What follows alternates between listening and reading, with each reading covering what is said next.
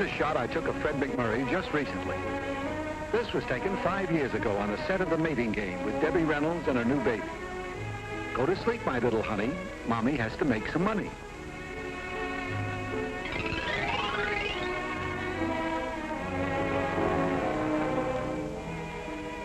Here's a shot I took 10 years ago on location with Tyrone Power and Linda Darnell.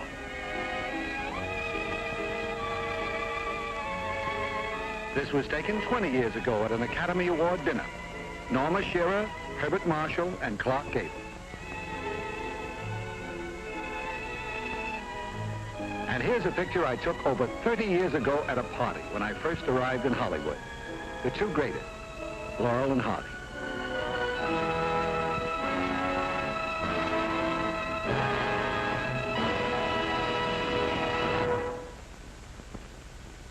Good evening, ladies and gentlemen.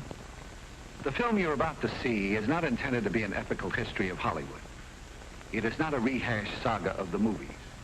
It is merely a day-by-day personal film diary of pictures that I assure you you've never seen before and probably will never see again. Actually, this show has no deeper purpose than to call back pleasant memories of a lively group of people who worked hard and played hard in developing a great industry. Recently, we had a preview of this show. And one TV columnist summed it up this way. He said, everybody over to Ken Murray's house for home movies. Well, I read someplace that amateur photographers are America's largest hobby group. And I must say that they're very well represented in this town. You can see this show has a very expensive camera crew. I have no idea how Cary Grant or any of the others were bitten by the camera bug. But with me, it was very simple. I merely started taking home movies out here to send back to the folks. At first, as an obscure vaudeville actor, taking sightseeing buses through studios and trying to stand in front of newsreel cameramen at premieres. Of course, later on, when I got my first part in a movie at Paramount, opposite Helen Twelvetrees, a long-forgotten little opus appropriately entitled Disgraced. Get a load of that leading man. There's a method actor with no method. But there was some compensation. I did get some great pictures around that time. Here's a shot taken over 30 years ago on the Paramount Studio Street. For you Hennessy fans, that's Jackie Cooper when he played Skippy.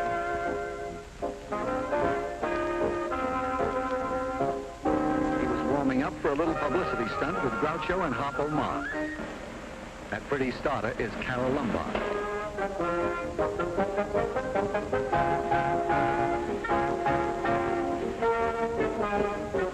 You know, life around the studio seemed a lot more fun in the early 30s. Can you imagine Wall Street standing for a caper like this today? You know who Jackie is waving at? Nick Lucas. He came over to have lunch with me.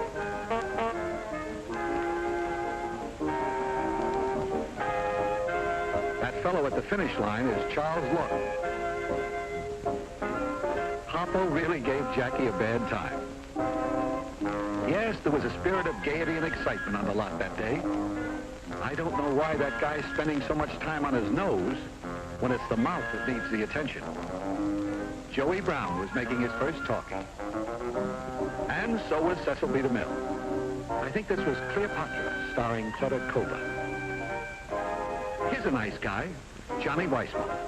He was making a date for a premiere that night. Everyone on the lot was talking about that opening.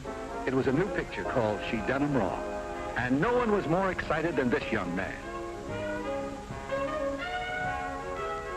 He was playing the male lead opposite Paramount's newest sensation, Mae West. The voluptuous blonde with the swaying hips and the pungent quotes.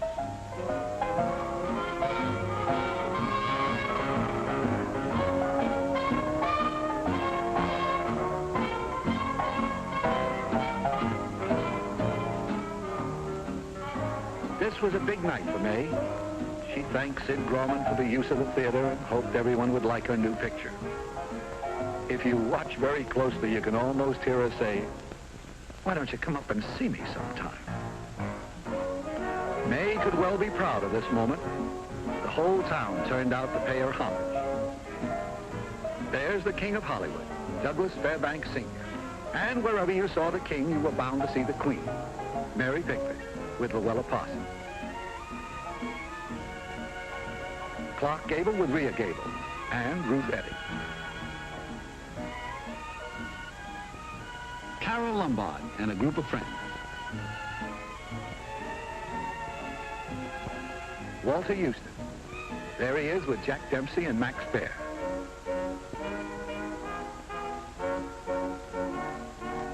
There's Russ Columbo with the beautiful Sally Blaine. She's Loretta Young's sister. Looks like Weissmuller got his date. Loopy Valet. All right, so I'm a bad photographer. I cut off his head. And of course, George Raft was there. Mae West made our first picture with him. The master of ceremonies was a very young Dick Powell. I've taken a lot of pictures of Dick through the years.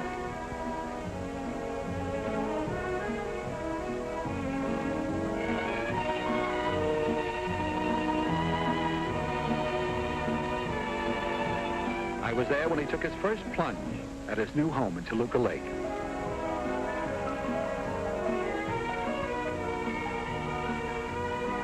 I remember when he got his first car,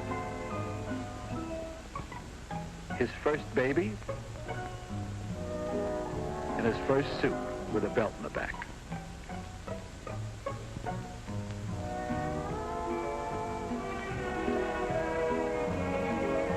And I was with him when he caught his first marlin off Catalina Island. This was a very enjoyable trip. Weather great, fishing excellent. That's the bait. That's the size I usually bring home. Man, that's fast action. Dick's got a strike. Keep the line taut, Dick. Don't give him any slack.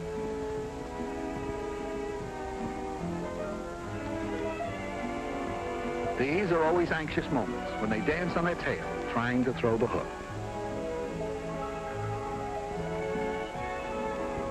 This was a dandy, over 200 pounds.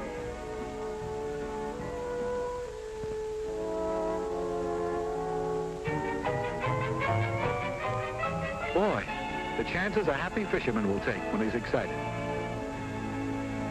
Yes, in the early 30s, Catalina was the place to fish, and Malibu was the place to own a beach house. It was a badge of rank to be a member of this colony, well worth the 25-mile drive to and from work every day. It was Shantytown Deluxe, where each shanty cost thousands of dollars. That's Arthur Lake, one of my first friends in Hollywood. You know, digging up old pictures like this can be quite a discouraging shock to your ego. I'd always sort of remembered myself as looking like this fellow in a bathing suit. Well, maybe not exactly. That's Joe McCrae. And certainly not like this fellow. That's Buddy Rogers. Here's a couple more Malibu beachcombers. John Bowles, Buster Collier, and Robert Wolseley. As time went on, in addition to Malibu, many of the stars built big homes further down the beach. That's Cary Grant. Sounds like Cary's having a party.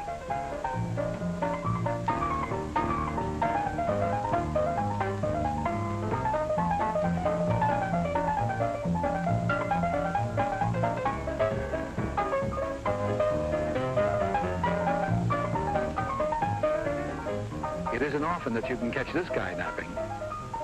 And here's another rare shot. Nowadays, you very seldom see a picture of Gertrude Lawrence, a charming girl. In the same group, Gregory Ratoff, and the beautiful Claire Windsor. How would you like to have this lovely young lady for a neighbor? That's Norma Shearer. She just dropped in from next door. And Irene Dunn came right from the studio. Here is another picture of the host, but this was taken a long ways from the beach. This was on location at Lone Pine, California for a picture called Gunga Din. Man, I never saw so much action. That young man is the director, George Stevens. Victor McLaglen was in that picture. No doubt about this being a home movie. Vic is sure out of character. And there's the fellow who played the title role, Gunga Din. He's one of the finest character actors on the screen, Sam Jaffe. Today, you TV watchers know him as Dr. Zorba. When this picture was taken, Ben Casey was 8 years old. Cary Grant tells a very funny story about working with this elephant. Her name was Annie, and he said he spent so much time with her and she became so attached to him that every night she would trumpet and bellow and carry on, keeping the whole company awake until he went over and slept beside her. That Annie had a pretty good technique, using Cary Grant for a tranquilizer. Beautiful country up there at Lone Pine. I didn't take these shots. They were taken by Grant himself. You'd never guess who's holding that snake. Another star out of Gunga Din. Douglas Fairbanks Jr. Nice shot. I think that Grant is a little more artistic than I am. And here's another artistic photographer, Lew Ayres. He has quite a collection himself. The reason he was so amused when I was taking this picture recently is that he was kidding me about the first shot he ever took of me with his camera. There it is. Portrait of an early American hot rodder. Don't laugh. Beneath that pile of tin, there throbs a Model T. Of course, it doesn't throb unless you give it artificial respiration.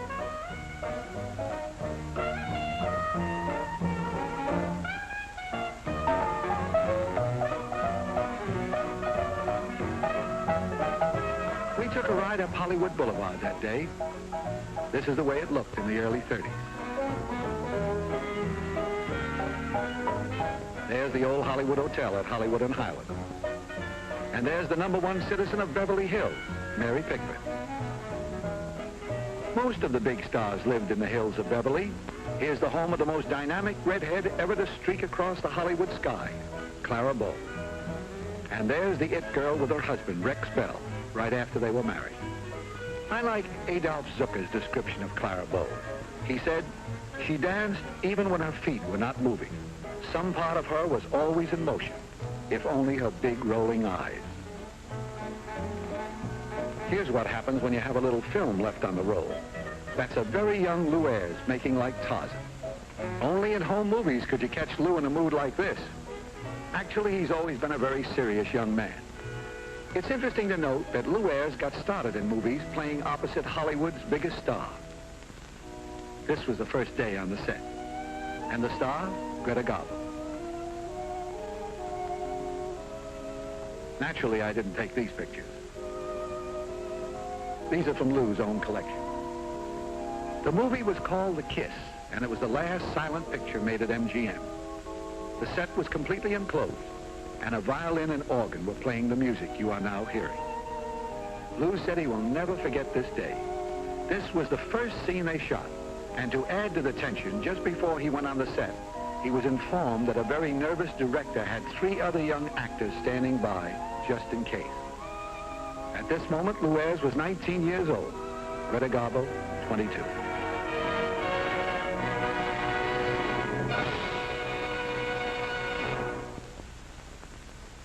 I hope you don't mind me bringing you out on the stage like this, do you? Mind if you hadn't brought me out here, I'd have slugged you. What do you mean, Kirk? Well, I tell you, Ken, I just went up to Albany to visit my family. I have my 6 sisters and my mother. And, you know, I'm beginning to think they think I'm rather a failure because I'm not on television. Yeah. You know what my mother said to me? She said, Kirk, now, why aren't you a big star like Ken Murray? Oh, a natural reaction. Seriously, what does she mean by that? Well, I'll tell you, Ken, she figures it out rather accurately. You see, my pictures come to Albany about, once, twice, sometimes 3 times a year, whereas the Ken Murray show gets there about every week. Yes. So therefore, she wants to see me on television. Well, your ma's a real television fan, and she watches our show, is that right? She's watching it right now. That's why I'm here. I wanted her to know that I know some big stars. Would you, Ma, look at me.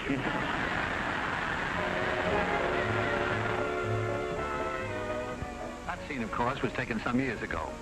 The occasion being Kirk Douglas's first appearance on television. At a time, I might add, when Hollywood frowned upon its stars appearing on the little 10-inch monster. 10 years passed before I got any more film on Kirk, but recently I caught up with him in the forecourt of Grauman's Chinese Theater. He was signing the cement autograph book, carrying on a tradition that is one of the few active reminders of the glamour that made Hollywood great. Kirk Douglas became the 137th movie star to put his handprints in this Hall of Fame. Now I know what those poor newsreel cameramen go through. Shooting from the hip with a camera in a crowd like this is not the easiest thing in the world. But Kirk was very helpful. He arranged for me to get a very close shot when he put his hands in that sticky, gooey cement. He pulled a funny gag on me. Just before it all started, he said, "Ken, this personal appearance stuff makes me nervous. Stick close to me, will you?" And I did. For 3 days, my barber had to shave me with a chisel. This was only the second time I'd ever attended one of these shindigs. The first time was over 30 years ago. I'll never forget what a kick this was. See Tom Mix in person. He'd been my boyhood idol on the silent screen since those days when I would go to the Nickelodeon with my pop every Saturday afternoon. I got to know him pretty well in his later years. This film was taken at his ranch in 1940. Tom was the first of the true cowboys and had a real exciting life. He began punching cattle at the age of 12. At 18, he was a rough rider with Teddy Roosevelt, then a Kansas sheriff and later a Texas Ranger. I had to send this picture back to the folks. That's the original horse, Tony, who was 30 years old at that time. Tom Mix told me that day that he came to Hollywood in 1910, determined to make $1 million. Well, he made it, and spent much of it on high-spirited horses, high-priced cowboy duds, and high-powered automobiles. You know, it's ironic that this man who had risked his life hundreds of times in daredevil stunts on horses should meet his death in an automobile. He was killed in this car 2 weeks after this picture was taken. And here's the fellow who introduced me to Tom, Johnny Mac Brown, quite an athlete himself. All-American football player, movie star, and one of the nicest fellows you ever met. Pretty fair horseman, too. Oh, well, you can't win them all. I lived with Johnny Mac for a while. We went to a lot of rodeos together. I got pictures of Hoot Gibson and Buck Jones. We even visited Hopalong Cassidy on location.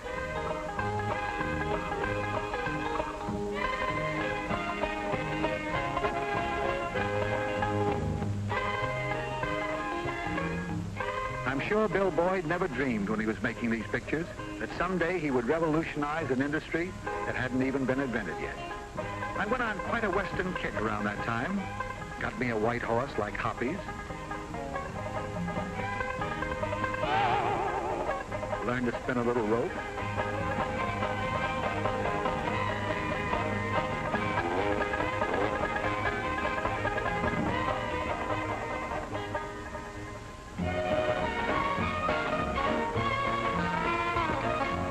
So that in the early 40s, when Jack Warner invited me to be the MC on a junket to Virginia City for a big premiere, I was really in the mood.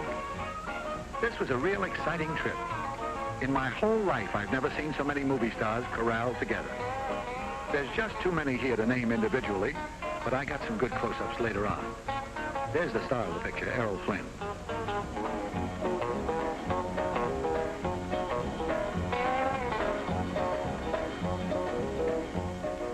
First stop, Reno.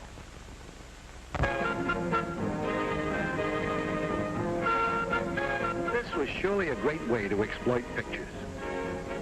How come we don't do this no more? We were all a little punchy by the time we hit Virginia City. That's Wayne Morris. Alan Hale agrees. He had a good time. Humphrey Bogart and Mayo Mathone. Jane Wyman. Mary Astor. My next-door neighbor back home. There's Hoppy again. The grand old man of the movies, Hobart Bosworth. And a good friend, Leo Carrillo. On the way home, Warner Brothers arranged a side trip to Sun Valley. You know, when I was a kid, my ambition was to be a locomotive engineer. Riding in the cab of this Union Pacific engine was the nearest I ever came to it. Sun Valley.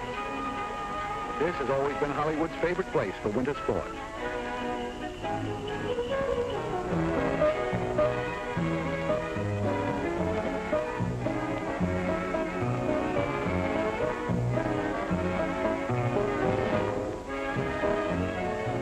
pretty gal on vacation, June Allison. Errol Flynn was all set to relax, but they got him out to make the proverbial snowman. That pretty blonde sneaking up on the right is Martha O'Driscoll. When she hit Flynn with that hunk of snow, she certainly started something. They really gave her a bad time.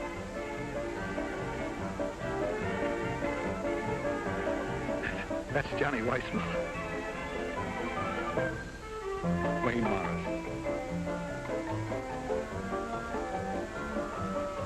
When you see what Johnny does to that poor girl. That's Reggie Gardner. This is one of those wild Hollywood parties you're always reading about. And there's some guests from the hotel watching the goings-on. Laurie Calhoun in the middle. The gal on the right, of course, is Lucille Ball.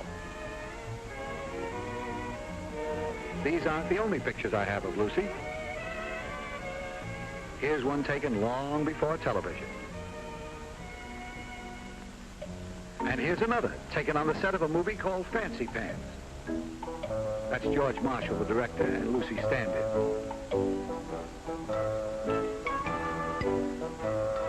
And there's a co-star, old Ski-Nose Hope.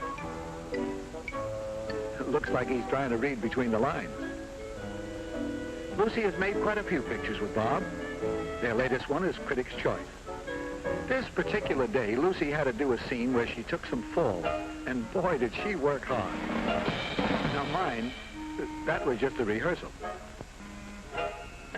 All right, action.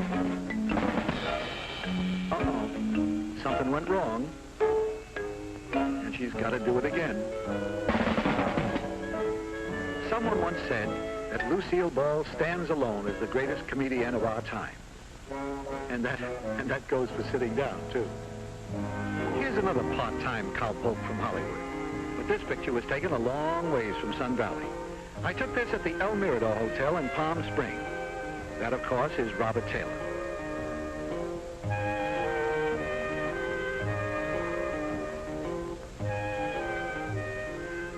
The reason for the long sideburns is that he was making Camille with Greta Garbo.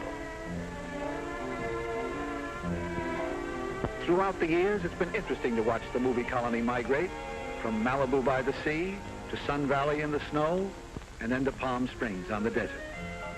And here's the fellow who was, for the great part, responsible for the migration, Charlie Farrell, founder of the Racquet Club. What started out in the 30s to be an intimate tennis club grew to be the most exclusive rendezvous for the Hollywood stars.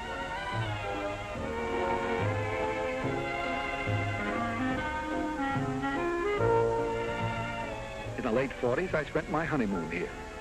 As a matter of fact, that young lady walking around the pool is my new bride.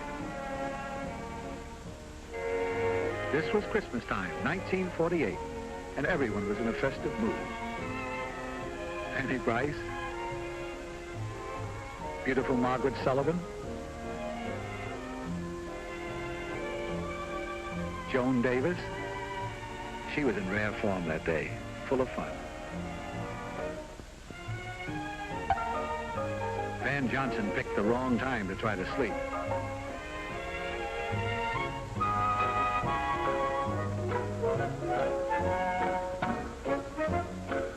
Here's one of the prettiest girls ever to grace the screen, Donna Reed. Today, most people associate Donna with her TV husband and family. But in real life, this is the lucky guy, Tony Owen. I was so pleased everyone was so nice to Betty Lou. She really got a big kick out of meeting Frank Morgan. Edgar Bergen took her for a ride in his new plane, and Cary Grant invited her to play tennis.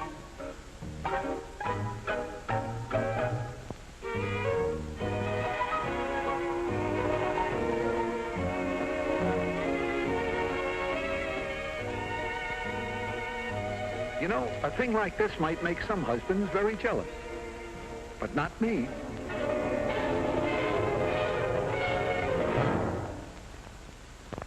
When you've collected home movies for over 30 years, you naturally accumulate an awful lot of pictures.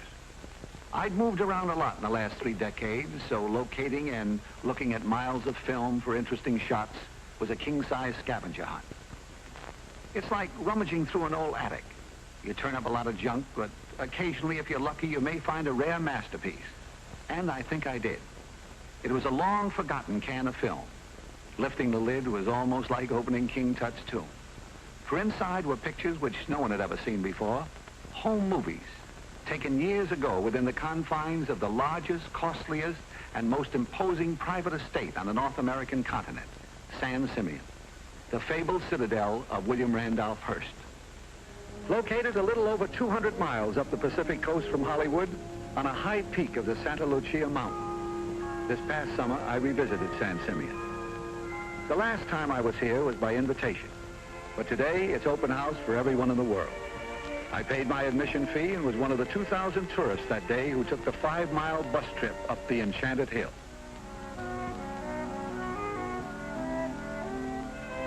This castle, opened Christmas Eve, 1925, was the focal point of the giant Hearst Ranch, at that time spreading over 300,000 acres, nearly half the size of the state of Rhode Island.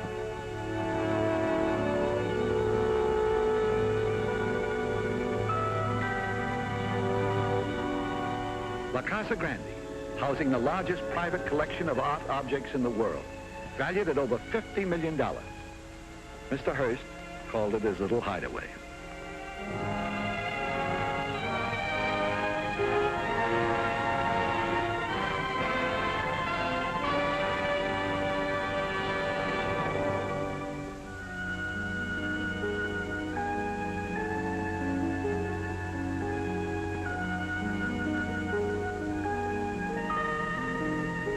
The last time I saw this pool, those beautiful marble columns from Italy had just been uncrated and put in place.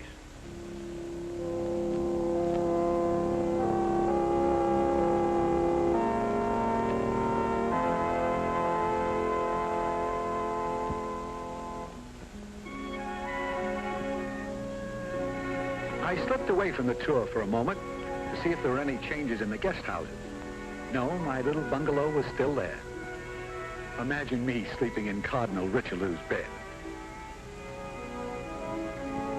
Today, San Simeon is a state monument.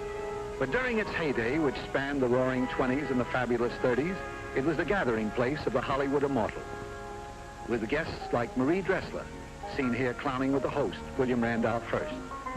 That outfit she's wearing looks like a flea-bitten version of Touch a Mink.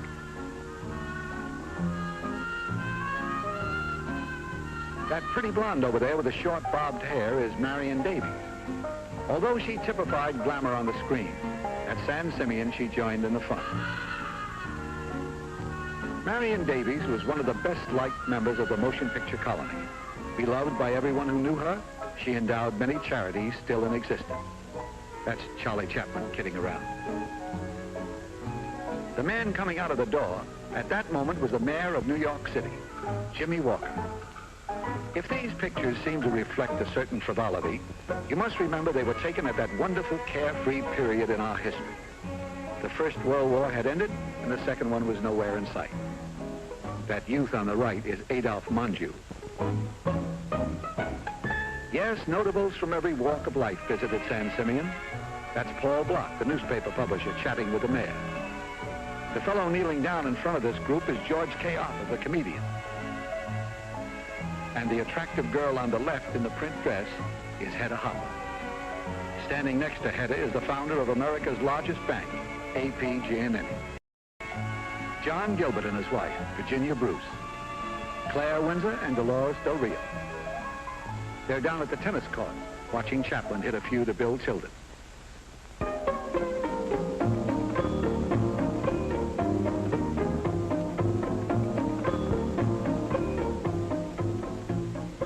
That teenager on the right is Carol Lombard. Nothing pleased the host more than when everybody got out of doors in the afternoon to take part in some group activity. He was proud of San Simeon and eager for his guests to enjoy it to the full. Many people have the sense of acquisitive possessiveness, but William Randolph Hearst was the only man ever able to indulge it to the hilt. But it was a strange paradox that this fighting giant of journalism with all his vast collection of material wealth should also have a tender passion for the treasures of nature, flowers, trees, and animals. Yes, Mr. Hearst was a happy man at San Simeon. Whether he was conducting business with his secretary or welcoming a famous guest like Lindy. In town, he was very reticent about having his picture taken, but up here he seemed to have no objection. He'd even kid about it. Part of the daily routine was to move the guests to the adjoining zoo to witness the feeding of the animals.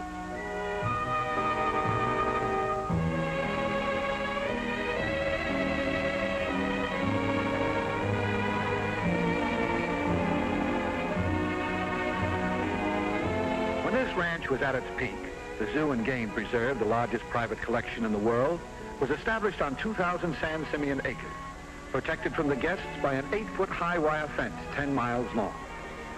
Visitors were made aware of Mr. Hearst's tenderness toward animals when they drove up the mountainside, as they were confronted by large signs admonishing them to always drive slowly. As Hedda Hopper once said, a visit to the Hearst Ranch was a ticket to Never Never Land. Never has there been such a place, and never will we see its likes again. As an animal collector, Mr. Hearst started modestly with a herd of rare, pure white fallow deer imported from Asia. Then, patriotically, he added Montana black buffalo, but had to go far afield again to gather exotic animals from all over the world.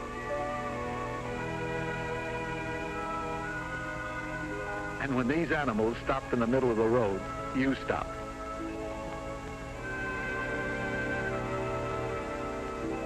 Yes, there was hardly anything in the Bronx Zoo or any other great American collection that could not have been found at San Simeon at its peak.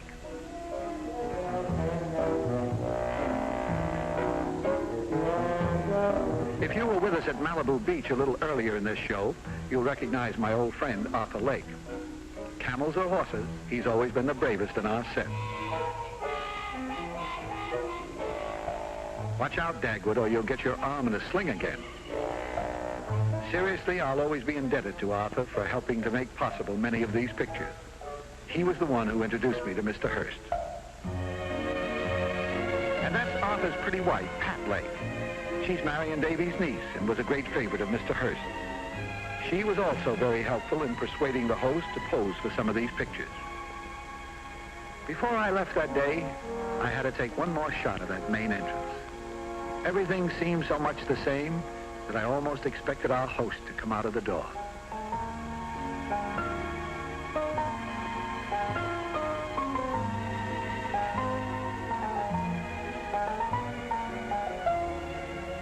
This next shot was Mr. Hearst's own idea. He said, let's make believe the camera's running backwards.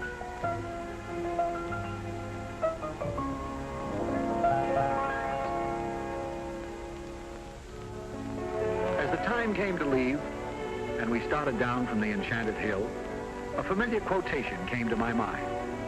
I think it was Kipling who said, "The tumult and the shouting die, the captains and the kings depart." It seems so true here at San Simeon. Long after its builder's vast newspaper chain and political influences are forgotten, he will be remembered as America's greatest art collector and the creator of San Simeon.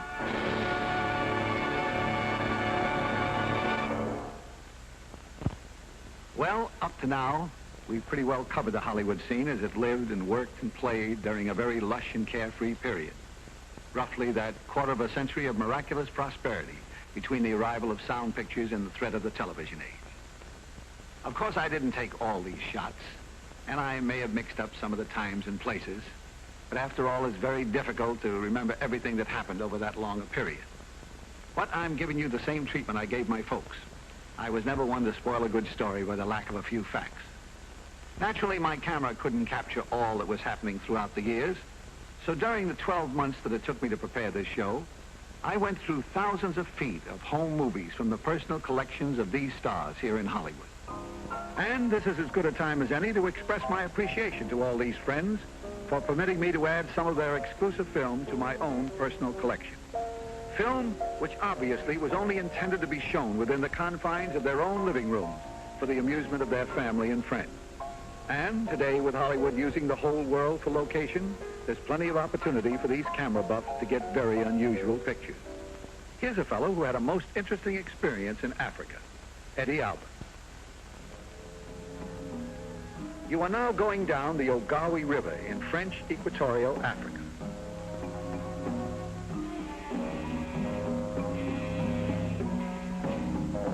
Those slow-moving crocodiles are very deceptive. They can move much faster than you think, especially on dry land.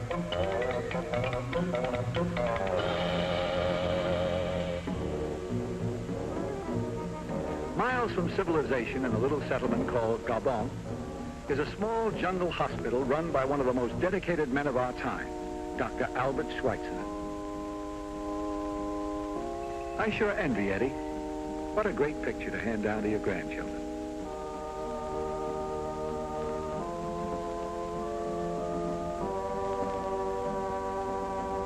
He can also tell them about the practice he got as a jungle babysitter.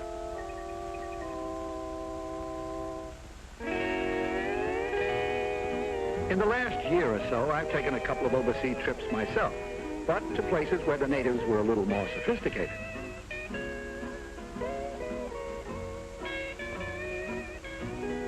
There's a fellow who likes to babysit, but he likes his babes a little older. That's Bob Cummings. I didn't do so bad with the native girls myself.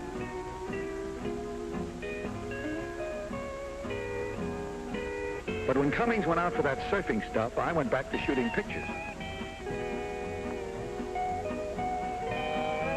He's pretty good, too.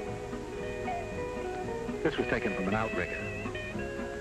Just to show you how the jet age has shrunk the world to a sleeper jump, one morning I took this picture of Bob riding a surfboard off Diamond Head. And 14 hours later, I took this picture of him riding a rickshaw in Hong Kong.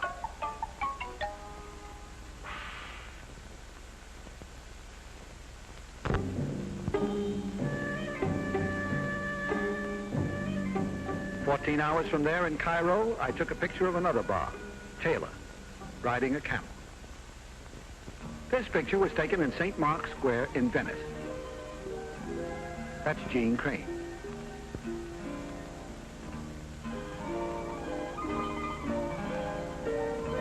There's only one thing to do in this town. A ride in a gondola, soft music, and a pretty girl. Man, this is a life. But don't get excited. There's someone else in the boat. Her husband, Paul Brinkman.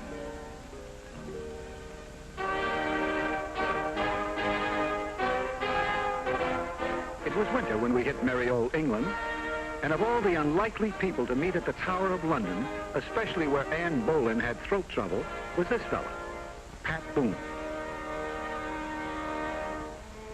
If there's any doubt that people around the world still regard Hollywood stars as a glamour symbol, they should have been with me in Nice this past summer. Hundreds of people lined the streets and cars were locked bumper to bumper watching Glenn Ford and Hope Lang shoot a picture called The Grand Duke and Mr. Pym.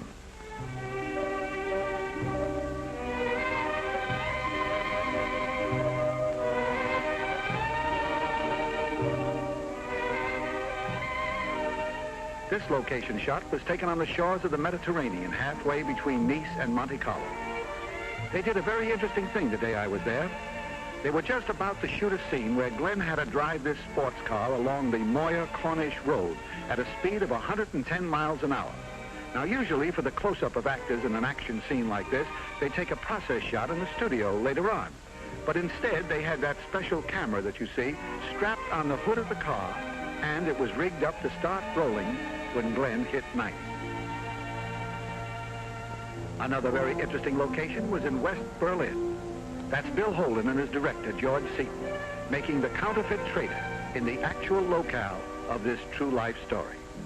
And here's another guy who goes in for realism.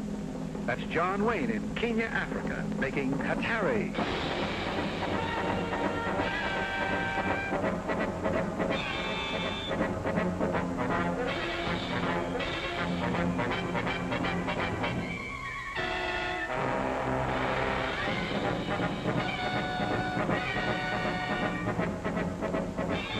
This shot is not in the picture. That's Duke just kidding around cowboy style.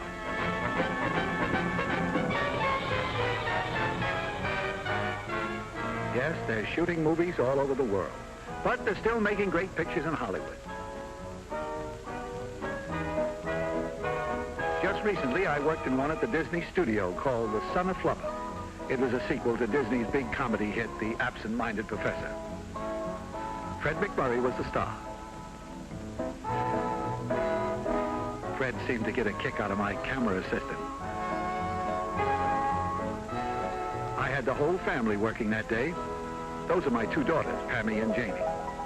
Incidentally, the minute they got inside the studio, the first thing they wanted to do was to meet Uncle Walt. We finally tracked him down on the studio street. Walt Disney. Master of fantasy, weaver of dreams, and winner of 29 Academy Awards. When I tried to latch on to this trip around the studio, he said, "This is for us kids only. You take the picture."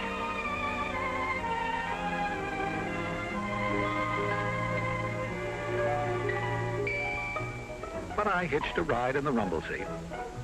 For my two little girls, this must have seemed like a ride on the flying carpet.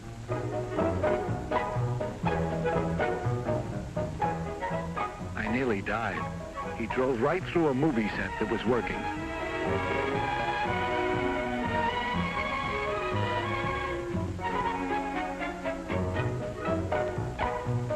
Incidentally, this is their first attempt at photography.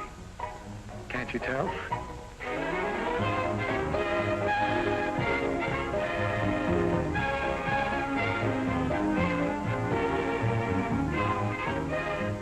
One of the things the kids wanted to see was how all these fantastic props are made. This is one of the new mechanical elephants. This particular prop is to mystify the patrons of Disneyland. It sure fooled the kids. I'll bet it could even fool another elephant. You know, it's almost like a symbol of the terrific growth of Disney, from a mouse to an elephant. As my two kids followed their favorite Pied Piper down Mazzaro Street, it occurred to me that here is surely the Hans Christian Andersen of our time.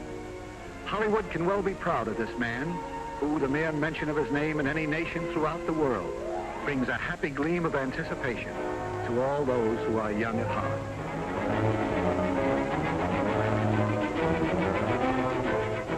Needless to say, Walt Disney earned the eternal gratitude of a very proud daddy when he took time out from a busy schedule to show two wide-eyed youngsters the inside of the land of make-believe.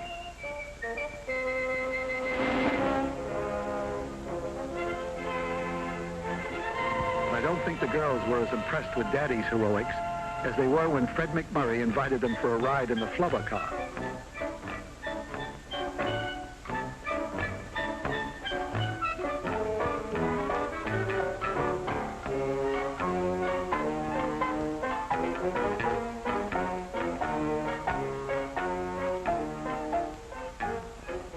They kept saying to Fred, "Make it fly." They reckoned without the magic of Walt Disney. Guess who took this shot? Daddy, risking life and limb. That Glenn Ford has nothing on us. Of course, my camera didn't start rolling until Fred hit 9 miles an hour. Well, it looks like nothing much has changed after all in 30 years. I wound up right back where I was at the beginning of the show, riding a Model T. But as you folks probably gathered, these sentimental journeys through my hometown are really a labor of love. And I also feel as Hollywood becomes historical, fighting to preserve the glamorous tradition that made it so great, it is a time for reminiscence and remembrance of things past. It's true, time puts a halo on a lot of things. Maybe Hollywood isn't or never was all I thought it to be. Maybe because I looked at my town through the other side of a home movie camera, I saw only the mink and not the plain old cloth coat. But one only sees magic when he's looking for magic. And so, whenever I want to recapture those days, I only have to turn out the lights in my living room, pull the drapes, and turn on my projector. There, glittering on the screen, I can see my town in its party dress, and see again, shown so vividly across the horizon.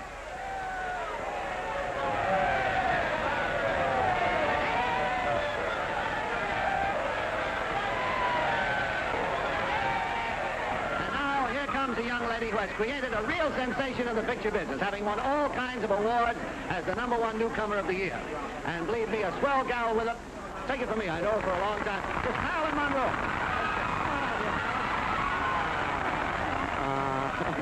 Mal, Dean, it's so nice of you to come here. You know, they say that beauty is a thing of, that a thing of beauty is a joy forever. I want to tell you, someday you're going to make a man a wonderful annuity. Now, come on over here a little closer.